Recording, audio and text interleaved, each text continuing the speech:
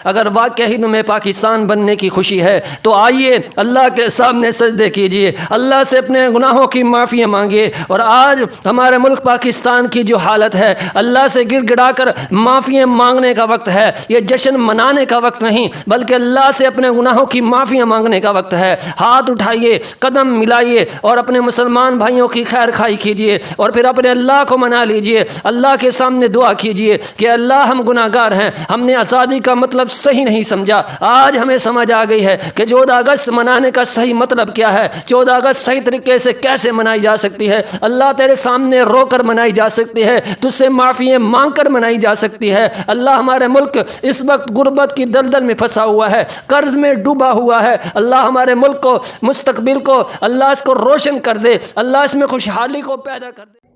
السلام علیکم ورحمۃ اللہ وبرکاتہ۔ معزز ناظرین کرام، قیام پاکستان اللہ کا بہت بڑا احسان ہے۔ ہر شخص کو اپنے وطن سے دلی محبت ہوتی ہے، اور صحابہ کرام رضوان اللہ علیہم اجمعین بھی اپنے وطن سے محبت کیا کرتے تھے۔ جب وہ مکہ کے رہنے والے مکہ سے، مدینہ کے رہنے والے مدینہ سے دور ہوا کرتے تو اسے یاد کیا کرتے اور اس کے لیے اشعار بھی پڑھا کرتے تھے۔ اپنے وطن سے محبت ایک فطرتی عمل ہے، اس لحاظ سے پاکستان کا قیام یہ اللہ رب العزت کا ایک بہت بڑا احسان ہے، اور امت مسلمہ پر اللہ رب العزت نے اسی طرف اشارہ کیا ہے، اور ساتھ ساتھ ہمیں یہ جھنجھوڑا ہے کہ اگر تم نے اس کی قدر نہ کی، ہم نے جو تمہیں رہنے کے لیے الگ ملک دیا ہے، اپنی نعمتیں دی ہیں، اگر تم اس کی قدر نہ کرو گے تو تمہارے اوپر اللہ کا ایسا عذاب آئے گا، پھر وہ صرف ظالم پر ہی نہیں، ناقدری کرنے والے پر ہی نہیں، بلکہ اس کے ارد گرد رہنے والوں کو بھی اپنی لپیٹ میں لے لے گا۔ فرمایا واتقوا فتنة لا تصیبن الذین ظلموا منکم خاصہ، اور اس فتنے سے ڈرو جو خصوصیت کے ساتھ انہی لوگوں پر واقع نہیں ہوگا جو تم میں سے گناہ گار ہیں۔ وَاعْلَمُوا، اور جان لو، ان اللہ شدید العقاب، کہ اللہ کا عذاب، اللہ کی پکڑ بہت سخت ہے، اللہ تعالیٰ سخت عذاب دینے والا ہے۔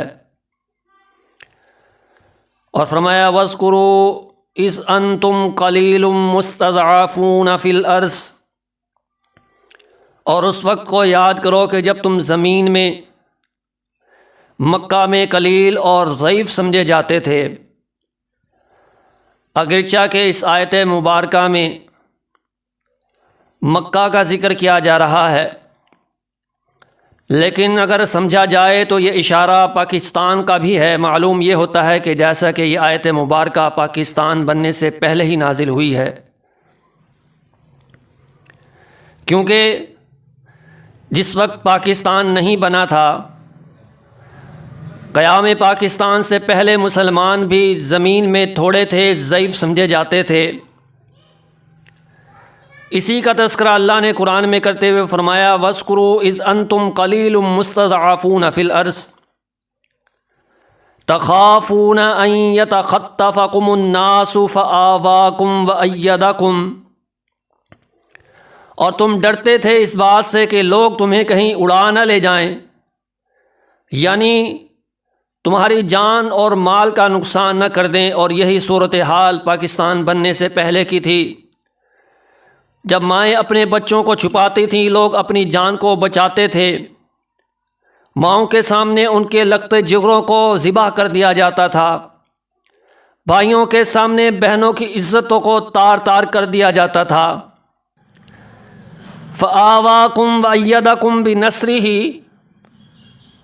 تو اس نے تمہیں جگہ دی، رہنے کے لیے الگ ملک دیا، پاکستان عنایت فرمایا، اور اپنی مدد سے تمہیں تقویت بھی دی، تمہیں قوت بھی دی، تمہارے ضعف کو بھی کم کیا، اور پاکیزہ چیزیں کھانے کو بھی تمہیں عنایت فرمائی، لَعَلَّكُمْ تَشْكُرُونَ، تاکہ تم اللہ کا شکر ادا کرو۔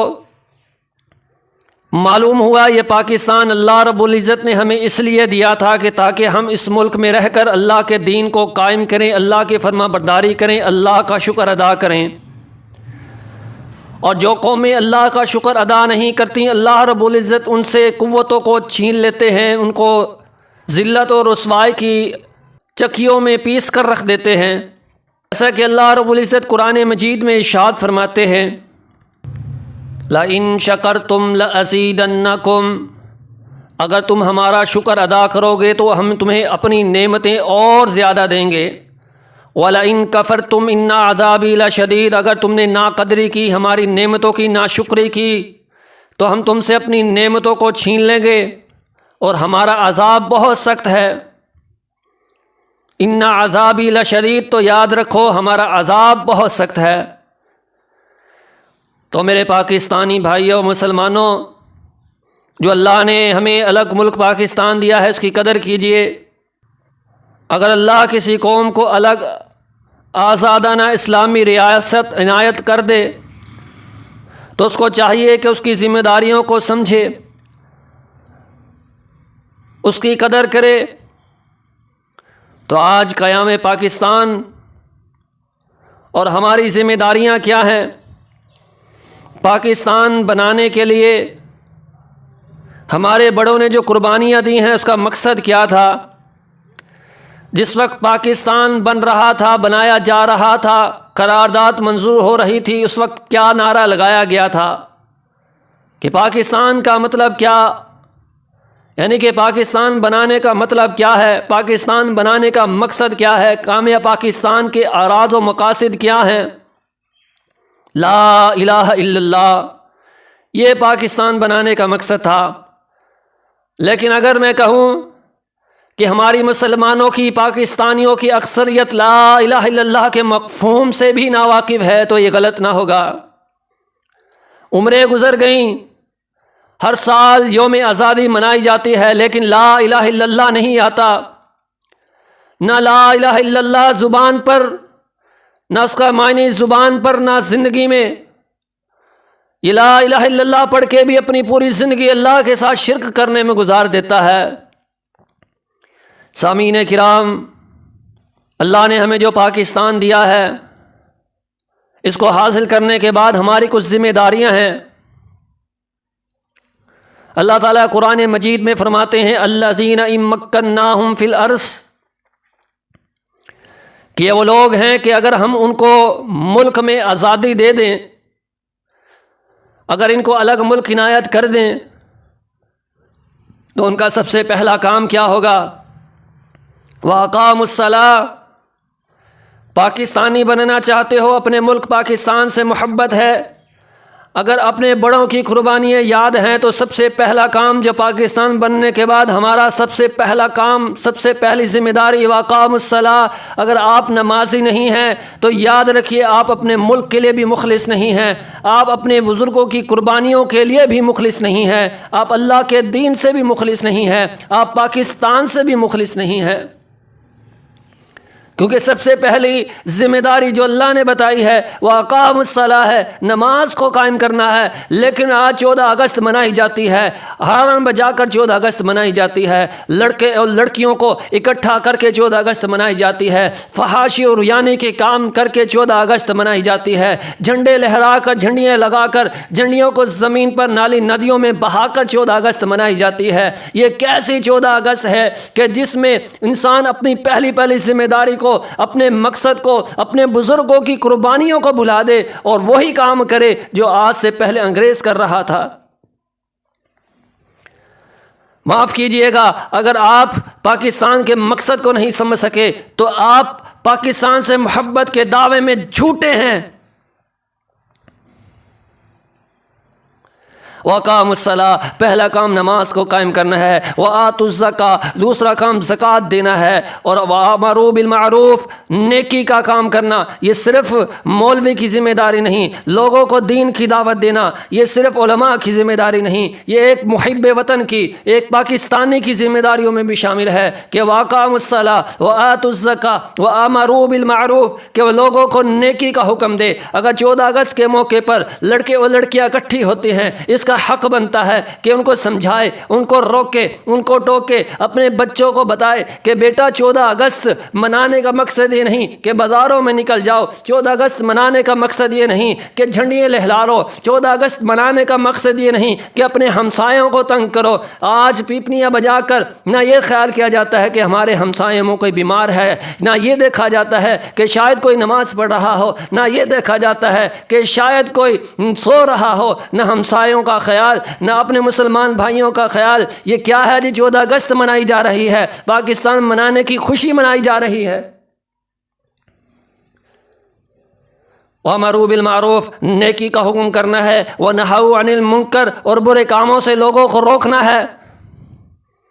اور اللہ تعالیٰ فرماتے ہیں وَلِلَّهِ عَاقِبَةُ الْأُمُورِ، اور سب کاموں میں سے انجام کے لحاظ سے اللہ کے ہاں یہ بہترین کام ہے جو لوگ نماز ادا کرتے ہیں، زکوٰۃ ادا کرتے ہیں، لوگوں کو نیکی کا حکم دیتے ہیں، برے کاموں سے روکتے ہیں، اللہ کے ہاں ان لوگوں کا انجام اچھا ہوگا۔ معزز سامعین، آزادی کا مفہوم دین اسلام پر عمل پیرا ہونے کے لیے آزاد ملک کا باسی آزاد ہے، نہ کہ جشن آزادی منانے والا ہر گناہ کے لیے آزاد ہے۔ آزادی کا مطلب یہ ہے کہ اس ملک میں رہتے ہوئے پوری آزادی کے ساتھ ہم دین پر عمل کر سکیں، اللہ کے فرمان پر عمل کر سکیں، اپنے پیارے نبی کے فرمان پر عمل کر سکیں۔ یہاں آزادی کا مطلب ہرگز یہ نہیں ہے کہ ہم ہر گناہ کرنے میں آزاد ہیں۔ لیکن افسوس کہ آج ہم آزاد ملک میں رہتے ہوئے بھی غلامی کا شکار ہیں۔ ہماری ثقافت و تہذیب، آئین و تمدن، قانون و عدلیہ اور اقضیہ سب آج بھی انگریز سے آزادی کے بعد بھی انگریز کے غلام ہیں۔ ہمارا ذہن غلام، ہمارا لباس غلام، ہمارے شب و روز غلام، ہماری شادیاں آج انگریز کی پالیسیوں کے مطابق، آج ہمارے پروگرام جو چلتے ہیں وہ بھی انگریزی کلچر کے مطابق ہوتے ہیں۔ کیا ہم یہ آزاد ہیں؟ اور کس بات کی ہم یہ جشن اور خوشیاں منا رہے ہیں؟ آج اگر آپ کے ملک میں سب سے زیادہ جو فلم دیکھی جاتی ہے وہ ہندو کی دیکھی جاتی ہے، وہ غیر مسلم کی دیکھی جاتی ہے، اسی کو اپنا آئیڈیل مانا جاتا ہے، تو ہم کیسے آزاد ہیں؟ یاد رکھیے، اگر آپ آزادی منانا چاہتے ہیں، 14 اگست منانا چاہتے ہیں، ہم آپ کو 14 اگست منانے سے منع نہیں کرتے، لیکن آئیے 14 اگست منانے کا صحیح طریقہ کیا ہے؟ رسول اللہ صلی اللہ علیہ وسلم، صحیح حدیث میں آتا ہے کہ جب اللہ کے نبی صلی اللہ علیہ وسلم کو کوئی خوشی والا معاملہ درپیش آتا، جب اللہ کی طرف سے آپ کو کوئی خوشی ملتی تھی، تو رسول اللہ صلی اللہ علیہ وسلم اللہ کے سامنے سجدے میں گر پڑتے تھے، اللہ کا شکر ادا کیا کرتے تھے، اللہ کے شکرانے کے نفل ادا کیا کرتے تھے۔ اگر واقعی ہی تمہیں پاکستان بننے کی خوشی ہے تو آئیے اللہ کے سامنے سجدے کیجئے، اللہ سے اپنے گناہوں کی معافی مانگیے۔ اور آج ہمارے ملک پاکستان کی جو حالت ہے، اللہ سے گڑ گڑا کر معافی مانگنے کا وقت ہے، یہ جشن منانے کا وقت نہیں، بلکہ اللہ سے اپنے گناہوں کی معافی مانگنے کا وقت ہے۔ ہاتھ اٹھائیے، قدم ملائیے اور اپنے مسلمان بھائیوں کی خیر خائی کیجئے، اور پھر اپنے اللہ کو منا لیجئے، اللہ کے سامنے دعا کیجئے کہ اللہ ہم گناہ گار ہیں، ہم نے آزادی کا مطلب صحیح نہیں سمجھا، آج ہمیں سمجھ آ گئی ہے کہ 14 اگست منانے کا صحیح مطلب کیا ہے، 14 اگست صحیح طریقے سے کیسے منائی جا سکتی ہے۔ اللہ تیرے سامنے رو کر منائی جا سکتی ہے، تجھ سے معافی مانگ کر منائی جا سکتی ہے۔ اللہ ہمارے ملک اس وقت غربت کی دلدل میں پھنسا ہوا ہے، قرض میں ڈوبا ہوا ہے، اللہ ہمارے ملک کو، مستقبل کو اللہ اس کو روشن کر دے، اللہ اس میں خوشحالی کو پیدا کر دے، اللہ اس ملک سے غربت کو دور کر دے۔ اگر پاکستان سے محبت ہے تو اللہ کے سامنے رو رو کر خلوص دل کے ساتھ یہ دعائیں کریں۔ میں امید کرتا ہوں کہ آپ کو پاکستان کا مطلب سمجھ آ گیا ہوگا، اور یہ بھی سمجھ چکے ہوں گے کہ آج ہم جو 14 اگست کے نام پر کر رہے ہیں یہ سارے کے سارے خرافات ہیں، عیاشیاں ہیں، اللہ کی نافرمانی ہے۔ صحیح معنوں میں پاکستانی وہی ہے، صحیح معنوں میں مسلمان وہی ہے، صحیح معنوں میں پاکستان بننے کی خوشی اسی شخص کو ہے کہ جو 14 اگست والے دن بھی سجدے میں گر جاتا ہے اور اللہ تبارک و تعالیٰ سے اپنے ملک پاکستان کے استحکام کے لیے درد دل کے ساتھ رو رو کر دعائیں کرتا ہے۔ اللہ رب العزت ہمیں صحیح معنوں میں قرآن و سنت کو سمجھ کر عمل کرنے کی توفیق نصیب فرمائے۔ سبحان ربک رب العزت عما یصفون وسلام علی المرسلین والحمد للہ۔